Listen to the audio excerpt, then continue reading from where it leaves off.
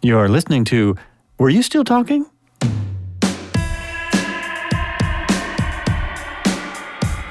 pump out your blood and they pump in a new batch of blood, and all of it is the blood of children. All the big stars are going to be on TV now. I mean, it's just the way it's going. Your role, I think, will be played by Brad Pitt. What'd you wear? I wore my loincloth wrapped around my feet. Are you going by Jon today? And that's absolutely true. You feel it in every cell in your body. Yeah, you can bend the truth and bend the visualizations no matter what your political affiliation. You could have an alpaca. A girlfriend's daughter recently got married, and they had llamas or alpacas at the wedding. A recording room. They recorded a couple songs in the kitchen of Rumbo. So, wait, you microdosed before this, right? What? Yeah. 1 second here, and we'll do an introduction. So here it is. Hey, welcome back. This is Were You Still Talking? And I'm still Joel Albrecht. On the show today, I have actor, comedian, producer, writer Jonesy.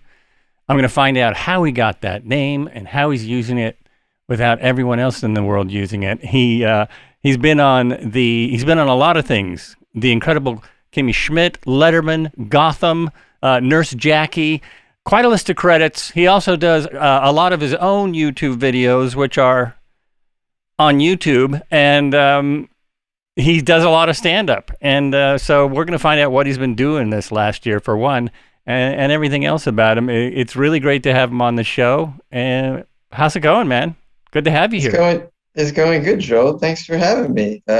You asked about what I've been doing the past year. Yeah. Just been trying to survive like the rest of us, huh? Right? Right. It's, my world was quite different. I am just now getting back into stand-up, going a long time without really doing much of it, which was terrible for my mental health, because I seem to use stand-up as a form of therapy oftentimes. You get up there and rant about your problems. It's just great. And it's free. I just love that. So getting back into that, but there was very little of it being done live, anyways, in front of real audiences. We did some Zoom shows, of course, over that year, but that was a little strange, doing a Zoom stand-up comedy. For one, I don't think anyone really wants to see my apartment. I don't think that should be something that people see when I do stand-up. And then, of course, when you're dealing with the technology, it can be susceptible to things such as hacking. So I recall doing one Zoom stand-up show where someone hacked in and was drawing penises on all the comedians' faces, which was it's a very strange way to use your superior hacking skills, for one. Yeah. Yeah. You would think that they would, break into government files or steal Bitcoin from Tom Hanks. No, I'm going to use my hacking skills to antagonize some comedians in a terrible Zoom show. Very, very odd. I don't know what the motivation is there. So that was pretty wild, trying to do stand-up during that time. Of course, I did my podcast 5 days a week, which is what I've been doing for about 4 years now. I've always been able to do that. My podcast is called Weird AF News, and I do daily weird news. And I just released recently episode number 1000.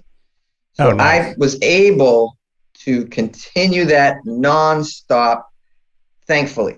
The pandemic took away stand-up, but I just need power. As long as my electricity doesn't go out, I can do my podcast. So that was great, and that helped me get through it. And so in one way it was shitty, but in another way it was okay. I got by with the podcast. I'm assuming that you had a similar situation. You could still do your podcast, of course, and I'm sure that brought you great joy, because you could still be creative. You could still have an output. You could still, be busy being creative, even during that time where you really couldn't be around too many people, without someone asking why you're standing next to me, sir, and why aren't you wearing a mask, and all that other stuff. Yeah. Oh, exactly. I mean, Zoom is like kind of saved my podcast, because I had just started when this hit. I'd been doing it a couple of months. I just was learning the ropes, figuring it out. it sounded a lot better because I was doing it in my studio, not my backyard like I am now, but I was doing it in my studio. And so it was a lot easier, but my wife was working, and so she was using Zoom every day. And of course, but because of who I am, I was doing some troubleshooting often. And so I learned how to use Zoom pretty quickly, and it's been a godsend. And I'm really happy to hear that. And for a lot of people, it was very helpful to be able to do all of this stuff remotely. And yeah, it's great. And the other thing is I get to, I'm all the way in Los Angeles, and you're north of me and pretty far north of me. A little ways, we're still able to do this. So Zoom is it's just amazing that we can do this. We can do a gathering of sorts. Yeah, and it's hard to convince people even now. Actually, it might be appealing for people now because Oregon just went maskless. And not just because, not for political reasons, but because we got to the point where we can be maskless. Yeah, we're doing that in California too. It's nice. Yeah, I thought there were some areas that they were still concerned there, so that's great. We went to the store today and for the last couple of days without masks, and we couldn't get over it. A lot of people were wearing masks because they're still concerned, which I understand. But just for myself being vaxxed, I'm like, let's go. So great. I agree. It's a relief. I love it. I went to the Albertsons just a little while ago, and I had my mask in my pocket. I was like, should I put it on? And then I saw other people. Okay, no, all right, we're gonna do this. We're gonna do the grocery store now with no mask. Okay, I'm in. It was shocking because our grocery store was all in. They had a lot of the employees. Well, they asked any employee who wasn't vaccinated to wear a mask, so a lot of people were wearing masks, and they still had the barriers at the checkout, but they had ripped everything off the floor. They had a sign right when you came in, wear a mask or not. I was kind of shocked. It was like, wow, you guys, you were ready. You were ready for this. So it was pretty amazing. There was something I wanted to ask you about the story about your Zoom hacker. You're sure that wasn't just a buddy? So I've seen your comedy. Yeah, well, I guess it could have been a friend of mine, right? Trying to play a prank on me. I don't know if I have any friends that are that intelligent enough to pull that off, though. I don't even know. It added to the humor. I mean, of course, it was quite funny. I've never been heckled quite like that before. Someone's yelled at me that I'm a dick, but no one's ever ran up to the stage and drawn a dick on my face. And actually drawn a dick on your face. That is that's a different one. It was a completely different type of heckle that I just was never really prepared for. Well, I've only heard from other comedians about this, but isn't it strange trying to do comedy on Zoom, not having an audience? That's got to be a really unique challenge. I didn't enjoy it very much. There's an energy when it's live that this was lacking, and that energy, for me at least, not for everybody, I'm just speaking for myself, but I feed off that energy. I kind of need that. It's a certain spice in the soup that I must have for the soup to come out well. This energy, this play between me and the crowd. There's something about it, and I can't really put it into words except for to describe it as some sort of energy there, because it's not something you can really put your fingers on. It's intangible, but it's missing when you're doing it on the Zoom or on any of these platforms where I'm just alone in my apartment, and then other people are. And that's just one reason. There's a slew of other reasons that are technological, tech related as well. For instance, some people's, their internet is a little slower than the rest of us, so they're getting things at a different time. If I'm speaking to a live crowd, I know the joke is landing at the same time for everybody. But when I'm doing it on Zoom, it's not landing the same time for everybody. And so that's a bit of a challenge too. And that means I have to slow everything down. I have to give things a longer pause and wait. And it's strange.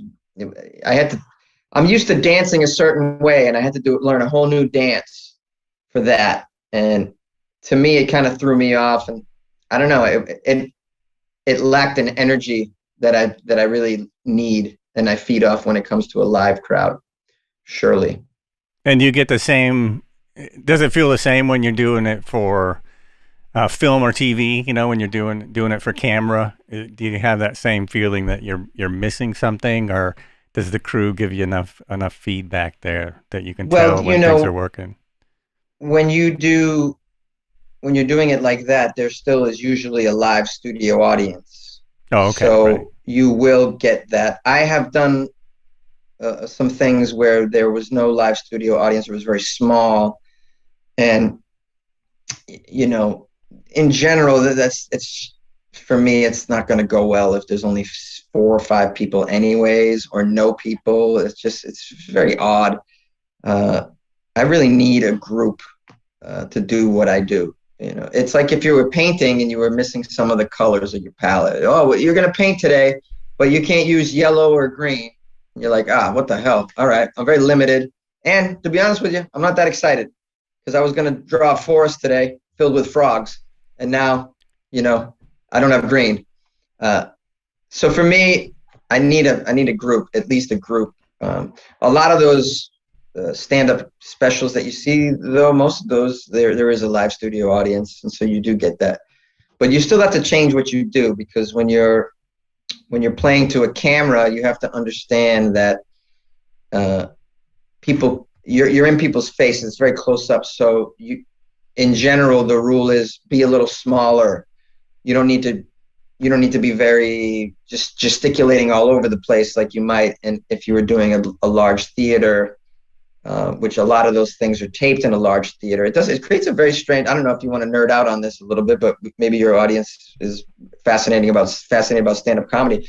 But those specials that they tape in a theater, it creates a strange dynamic, because when you're in a theater, you should be big because you're playing to a balcony, you're playing to the back of the theater. That means your movements should be big. You got to project. But if you're shooting it for a Netflix special or a television special of some sort, the camera's close on you for the most part, waist up, sometimes even close just your head. Mm-hmm. And in those, you should play small for the camera. You should be small. So what you end up having a lot of times is the comedian is playing small because it's a taping, but the reaction from the theater and the audience sometimes won't be beefy. It won't be huge, and they'll have to add extra sound effects for that to create bigger laughs. Create more of an atmosphere, and they'll add that in post. That this is something that happens, and that's no fault of the comedian. It's you're trying to blend 2 mediums at the same time that require 2 different sorts of performances. Just like in acting, if you're acting on the stage in a theater, you are bigger. If you're acting for the TV, it's very small. We can see into your eyes, and by the way, when you do this, you move off screen. So. When you see those stand-up specials, that's what's going on, and that's a challenge. And for comedians, it creates a strange. It's just a strange meeting of events in those moments where I should be doing this, but I have to do this. Right. It is interesting the different feedback. I've done mainly acting stuff, local stuff. But when I was involved with a series that may or may not ever come out, and the only way I knew it was like one of the first comedy things I did, and the only way I knew it was working is when everyone cracked up and the take was ruined. So it's like, oh great, well that worked, but we can't use it because everyone's laughing in the middle of it. Correct. Just laughing going on. Yeah. Sometimes that just cracked me up. So you're in LA and you're doing the LA thing. You are working again? You said, I think you're able to get out there again.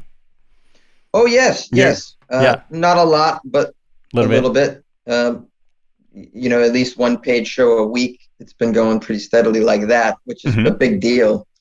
And I mean paid live in front of a crowd. Right. Awesome. That's great. We went a year without a paid work at all. It was nuts. So yeah, it's been nice. Yeah. And you do your podcast every day, did you say? Like 7 days a week? Well, it's 5 days a week, Monday through Friday. So Oh, it's a day, okay. but it's a daily, weekly news podcast, but I only do weird news. Weird AF news is what it's called. So I do 3 weird news stories from around the world every Monday through Friday.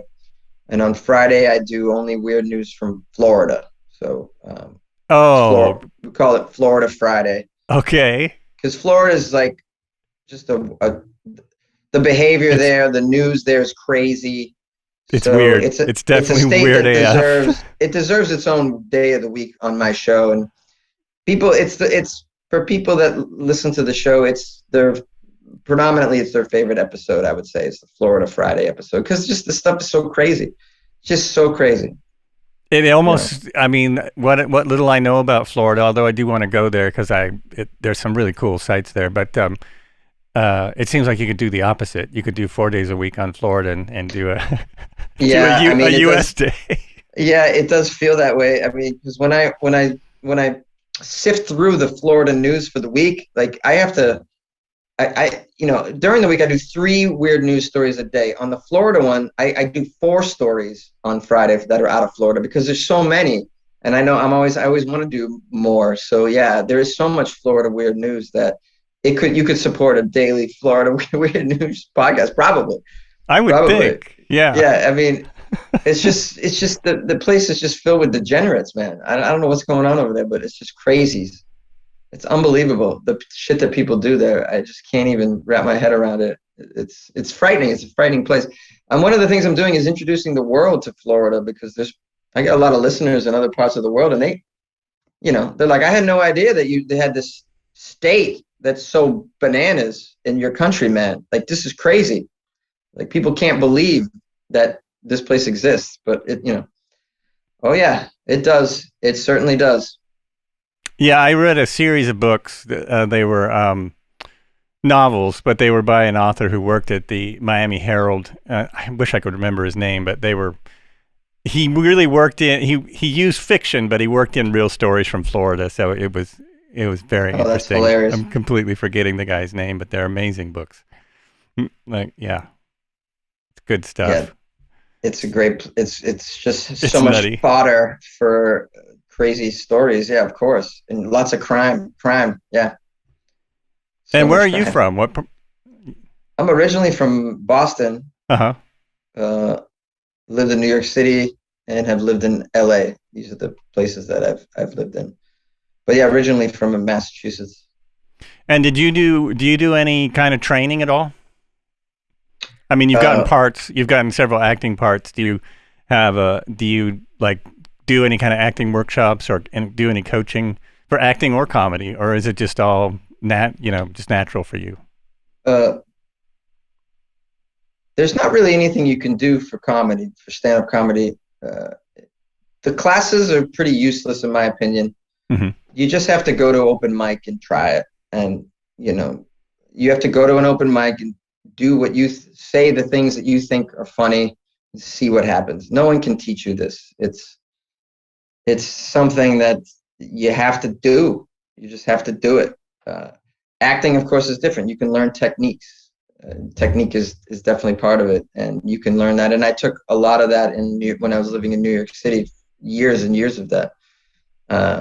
Went to a school and then did a private person for a while, and also did a separate acting class with an independent guy for a couple of years. So yeah, I did that. Even took improv classes at UCB in New York, writing classes, sketch writing at the Pitt and UCB, screenwriting courses. I took a lot of different courses mm-hmm. in the world of film and television and theater, just because in addition to acting, I like to write as well. So I took the writing courses, but also the acting courses. And I think all of it helped me. And I don't do that anymore because I just did so much of it. Right. I don't think I really need it. I'm not averse to that though. I would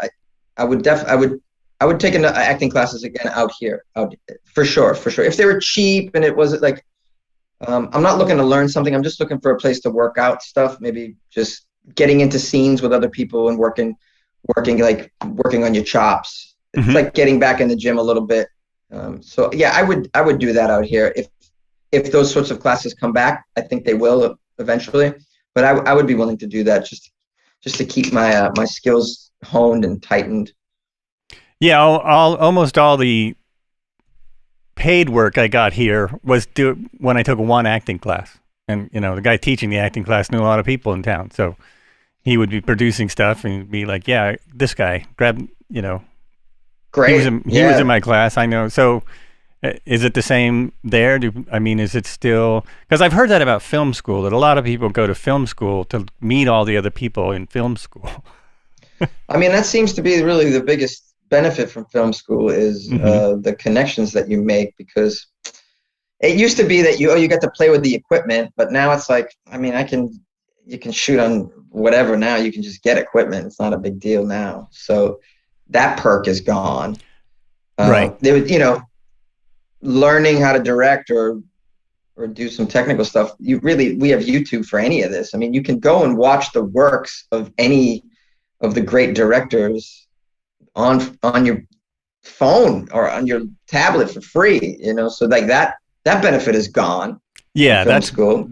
That's really nuts that you can do that. The only benefit at this point is the connections that you would make in film school, you know, and they can be glorious. You could be part of a film movement, like the way that Francis Ford Coppola, Spielberg, George Lucas, and Marty Scorsese, they were all in school together. And I'm forgetting another one. David, who's the other guy? Did those thrillers? David something. Anyways, they were a crew. They hung out together. They all met at film school. David Lynch? Those are no, not David Lynch. No, it escapes me. Okay, that's that benefit is there, of course. But then it's like, do you want to spend $30,000 a year for that? I don't know. I don't recommend these sorts of things. I don't recommend you going to school to be an artist. I just recommend you going and being an artist and trying it and experimenting and getting in with the community. You can find that community for free. You don't have to go and spend $30,000. There are groups online. There's Facebook groups, even the Film Los Angeles is a group of filmmakers in Los Angeles on Facebook. You can go in there and introduce yourself. You can get involved in projects. You don't need these schoolings anymore. Now, to me, they seem like, just like, in a way, I think college in general is a sham. Unless you're learning something extremely technical that you would have to go to a university for, I don't recommend it to anybody. I don't know if you have young listeners, but I'm very much, don't go to college, man.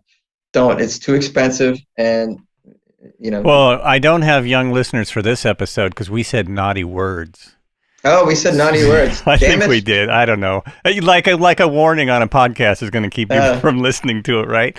I don't think so, but I don't know. I still think college is good for some people. It's unfortunate because it's ridiculously expensive. It's harder to, at least this is in the U.S. In Canada, they have a completely different education system where almost anyone can go. In the U.S., it's crazy expensive. You're going to owe money for the rest of your life. Is it going to help you get a job? If you're in a certain kind of field and that's what you're going to do, yes. Otherwise, like you say, especially for an artist, probably not, unless you are independently wealthy and you really want to study art, and a certain college is the only place you're going to do it. But yeah. I agree, it's a nutty system right now. Yeah, in this country. I can't. Yeah. You're just going to go into major debt, and it's just. Of course, there are some niches that you'll come out of it and you'll get work right away. Like anything having to do with like the biosciences right now, because we're in a pandemic. These are great degrees to go and get, right? Right. These are great degrees. But what are you going to do with your political science major? What are you going to do with any liberal arts? What are you going to do with that? What are you going to do with social sciences? These things they're not just handing out social science jobs. And if they are, good luck paying your student loan back, making $32,000 a year as a social worker. Like, this is foolishness, in my opinion, foolishness. However, if you're a listener in Canada and and for you, this secondary level of education is available to you at either free or an affordable price. Go buck wild. Go be a beat literature major. Who gives a shit if it's free? Right. It's cheap. Yeah. Do whatever you want. Who cares if it pays the bills? You know. But here in the U.S., I just think it's a fool's game. Yeah, it's pretty nuts. I mean, it's a tough one for me. I didn't go to school, and I never regret not going to school because what I wanted to do at that age was be a drummer, and I tried to do that for years and years, and I'm glad I did. I don't know what I would have done in college, but that's partly why I didn't go. And it was when I was able to go to college, it wasn't that expensive. It was probably a tenth of what it is now. That's the thing. It's gotten so expensive. It's hard to convince people that they're going to really get something out of it, unless they, like you say, unless they know what they're going to do. I mean, all the big tech companies are still hiring people with degrees, which is funny because the heads of those companies, some of them dropped out of college to start their company, but that's because they were really smart. I mean, I don't think people should take that as an example of what to do. I mean, if you're going to start your own tech company, go for it, but not everyone has that, ability to just drop out of college and start their own deal. Amen to that for sure. Yeah, but definitely not for comedy. It's not the place to go. Not the place to go. And from what I understand, if you want to be an actor, you can still go free to some schools. There are schools that will take you for free if you can get in. I'm not really familiar with any of those free acting schools at all. I've never encountered them in either New York or LA, but I mean there may be some out there. From the Actors Workshop used to be free. I don't know if it still is. If you can get in, you can study there for free. Because there are ways to, there are ways as an actor to work things out for free. Yeah. Simply by, volunteering your time to work on things such as student films or something. Like you could get this experience of acting on camera completely for free. Community theater, this sort of stuff, you could get involved completely for free and be doing real work, be actually learning on the job. It's not rocket science. I think you could just get involved in a project and kind of figure it out. Not obviously as the lead of something, but you could get on, have a few lines and kind of, get your feet wet. Didn't cost you anything. You might even make a little bit of money. You certainly get fed. And it'll be a valuable experience, and you'll make friends, and you'll make contacts within the industry right there. And if you're cool and nice, show up on time. Sometimes that's just enough to get you a second job with that crew. Hey, we remember this guy showed up. We remember this guy was a professional. This guy didn't cause a ruckus. This guy was polite. Fuck, let's do it again. And directors will hire you back. So I think acting is definitely a thing that you don't really need to invest. You don't need to invest much more than just your time and dedication in the very beginning to get some experience and to learn and to learn about it. And once you're on set, you can talk to other actors too. And, doing scenes with other actors, of course, you'll be doing a form of rehearsal with them and you'll learn from them as well. It's great. It's so much fun. I really enjoy acting so much. I'm so grateful that it's something that I've been able to do a bunch of work in that area because I just love to play with others. It's so much fun. I mean, stand-up's great, but that's a solo thing. I like this other thing too. I like to dance with other people. It's fun. It's great. Oh, that's good to hear because I know a lot of stand-up comedians are not that way. They're, I know. I've talked to other stand-up comedians who are like, no, I don't want to. I just want to do my own thing, and it's everybody's different, I guess, but I just see it as it's so much fun. It's so fun. I just so love it so much. It's great. It's great. Well, it's good to hear that there are the same. We have a pretty thriving community theater community here. We have several theaters that people can audition for. Lately, the auditions are very crowded because people want to get back into it. But we also have a thriving filmmaker community, the basically zero budget films. So it sounds like you're saying that also happens in LA, which is pretty awesome. Like, yeah, if you want to act here, you definitely can. Well, I mean, a lot of people that come out here to be filmmakers and work in television or streaming, whatever you want to call it. So they're all out here, and they're all looking to make stuff. Right. Because, I mean, it seemed like 10 years ago, if you wanted to work in LA, you really needed an agent. Is that still true? Are you able to get jobs, or do you have an agent that gets you the, commercial kind of jobs? I had a manager that was getting me auditions for big projects, and you kind of need that. Yeah, you need an agent or a manager to get you auditions for the popular shows. Right. But there's a whole other level of independent stuff that's being made that you don't need that. You can get yourself on a website where casting notices for those sorts of projects will be posted. And they're not these huge budgets, and they don't pay. Oftentimes, they don't even pay SAG's Screen Actors Guild scale. They're what's called non-union work. A lot of it is categorized as non-union, although there is some union work as well. And they're just on a smaller level, and you don't need a manager or an agent to submit you for that. You can submit yourself for that, and you can have the casting director send you the audition papers. You can record yourself, put yourself on tape, we call it, and then email it back to them through the website, digitally deliver it to them.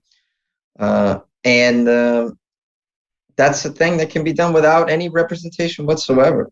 And of course, you have to pay the fee to join the website, but it's an investment.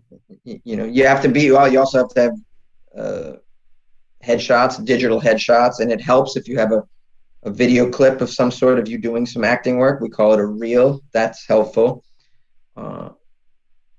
So yeah, with those things, with those tools, you can absolutely submit yourself without any agent whatsoever. And there's a lot of that stuff being made out here, a lot of it. I go into that website almost every day and look for projects in there, and I'll submit to a couple usually each day. Yeah, why not? I don't submit to stuff that doesn't pay, but I would say the majority of it pays something. Even if it's $125 a day. Great. I believe you should pay your actors something.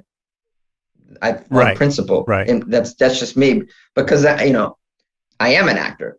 Maybe so. I mean, I'm a little biased, obviously, but I feel like you should pay, in my opinion, pay your actors something.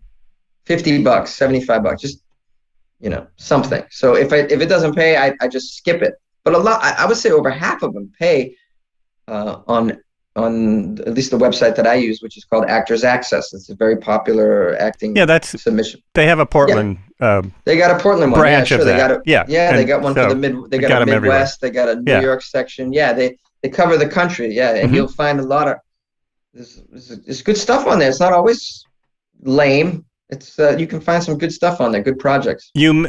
I'll be honest with you. You probably have better stuff where you are.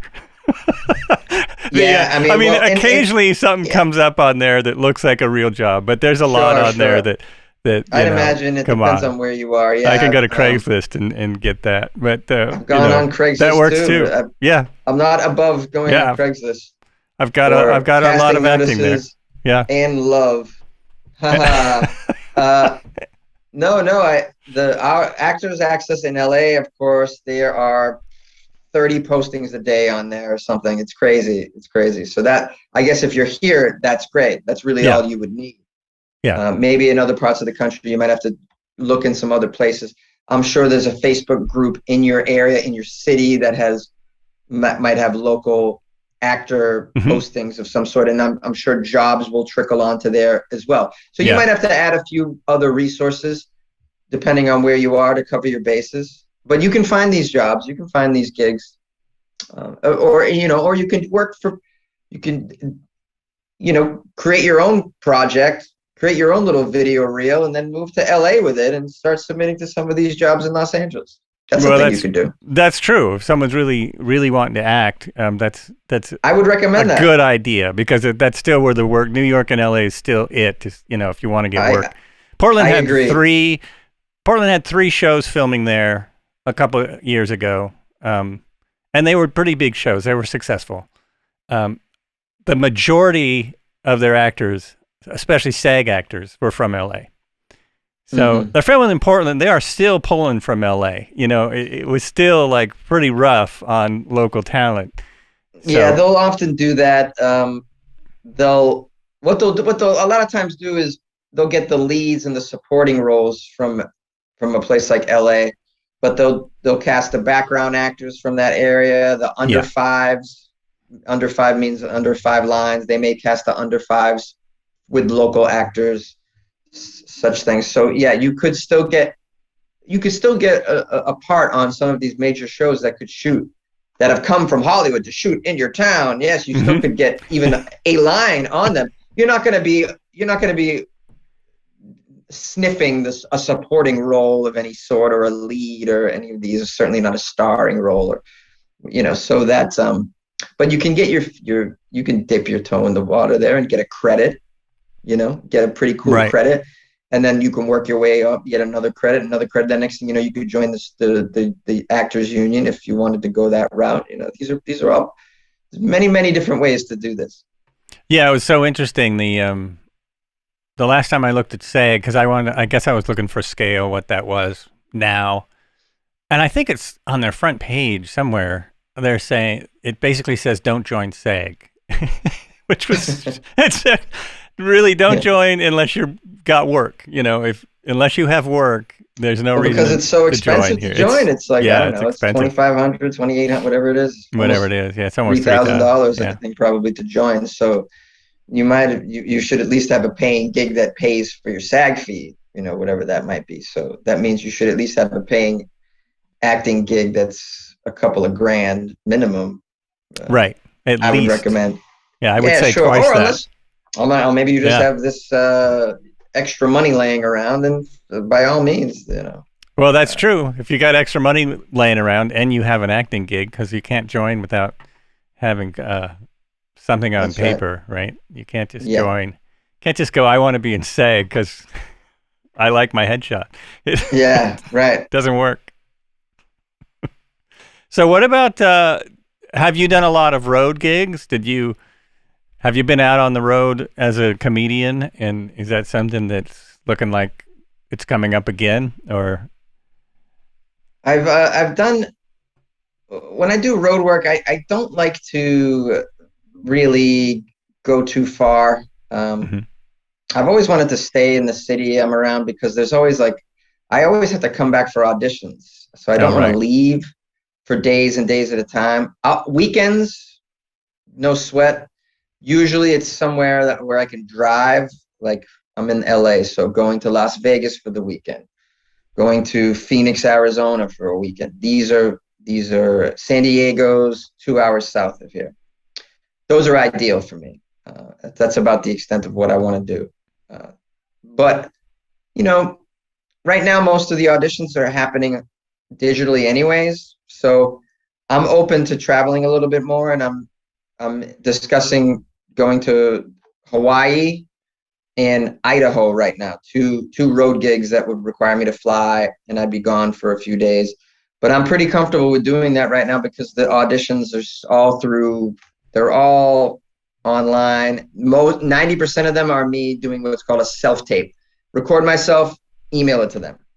And I can do that anywhere. So I'm open right now to exploring the option of doing, traveling stand-up gigs. But that's not something I ordinarily do. I just don't really do it. And I've always been kind of cool with it. I don't get all excited to go to Canton, Ohio. I would be excited to go to Canton to see the Football Hall of Fame. But I wouldn't, the idea of going to Cleveland for a weekend, I don't know. That doesn't really. I'm not like, ooh, I can't wait to go to Madison, Wisconsin to go work at Funny Bones. I don't know. That doesn't appeal to me so much. So much. So even though I'm going, I'm going to cherry pick a place like Hawaii. Oh, that's a place I've always wanted to go. I've never gone. So let me go to Hawaii. I did that. Okay. Yeah, I did that in Asia. I did some comedy shows in Japan and Malaysia and Taiwan before the pandemic, and those are places I had never been. So, and they're like cool places. Like, we're not talking about like, we're not talking about Tennessee or, this is like Japan. This is like, wow, once in a lifetime chance. So yeah, I'm kind of excited to explore this a little bit, doing a little bit of traveling, picking places though that I think will be the one in Idaho is not ideal, but it's a marijuana festival. So that's like, it's going to be pretty fun and crazy, I think. So yeah, you think? Yeah, I'm negotiating now to do 2 shows there. That would be like, yeah. So where's that at? What part do you know what town in Idaho? What's the capital? I don't even know. I don't know what the capital is. I have a cousin that lives in Moscow. I can't remember. I don't know what the capital of Idaho is. Something Frankfurt? No, that's Kentucky. Jeez. Oh, I'm not sure. Wow, how sad. Okay. I don't know the capital of Idaho. I thought you might be going to Sandpoint or somewhere really nice. There's some incredible places in Idaho. Oh, I never even heard of that. No. Yeah, it's a little resort in Idaho. Yeah. Oh, okay. It's a nice place. If you like to go hiking, that's a good spot. I don't mind hiking. Yeah, sure. It's nearly as nice as Oregon, but it's a bit. It's different. Yeah, Idaho's nice. It's nothing like Hawaii. I love Hawaii. I'm huge. I thought we were thinking about moving to Hawaii, but we don't want to spend all our money on housing, and we don't want to live on the street. So, where's the gig in Hawaii? Is it Honolulu? Maui. Oh, Maui. Nice. Yeah. Yeah, you want to take that gig if you get it. Yeah. Trying to take that gig. Yeah, we're trying to work that out right now. That'll be great. And I'll probably spend, I don't know, it's only a 1-night gig, but I'll probably spend 4 days there at least. Maybe a week. Who knows? Yeah, spend a week. You'll. Because I've never been. If you've never been, 4 days will go by like 2 minutes, especially if you have a gig, because that day's lost. If you have a show, that day's gone. So you want to spend 5-6 days. Take some time. I mean, the best part for me is swimming in the ocean, because I lived in LA, and you cannot. It's still too cold to really have a nice, enjoyable swim in the ocean. But Hawaii is amazing that way. It's incredible. Yeah, I would absolutely relish that. I love swimming in the ocean, and I've seen the photos. I couldn't. Man, so excited. I'm always surprised that more people don't live over there, but then when you're over there, you kind of realize the challenges of actually living on an island and living in that temperature all the time. I would love it, but some people don't. I don't know what's wrong with them. But it's like LA with a bit more humidity, but you can always jump in the ocean. So I don't know why.